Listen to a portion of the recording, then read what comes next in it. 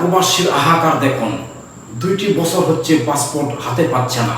2টি বছর আগে পাসপোর্ট নবায়নের জন্য দিয়েছে এম্বাসিতে জমা, সে এখনো পর্যন্ত পাসপোর্ট পাচ্ছে না। ভিডিওটা দেখেন তাহলে সব বুঝতে পারবেন। আমি 2 বছর ধরে পাসপোর্ট নিয়ে ঘুরছি, 2 বছর পর্যন্ত আমি এখনো পর্যন্ত পাসপোর্ট পাইলাম না।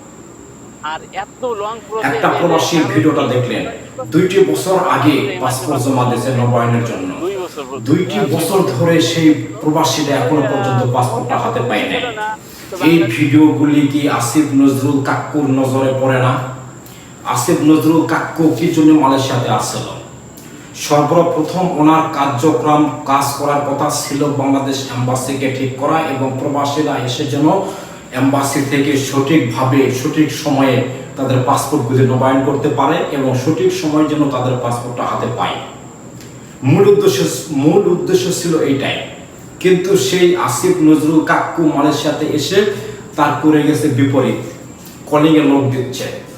কলিংয়ের লোক আসে কি বাল ফালাবে এখানে? কলিংয়ের লোক আসে কি এখানে বাল ফালাবে?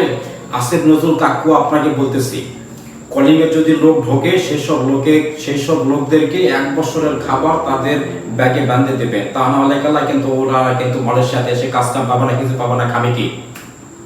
সবাই ভিডিওটা শেয়ার করুন। আসিফ নজরুলের চোখে যেন এই ভিডিওটা পড়ে। আসসালামু আলাইকুম।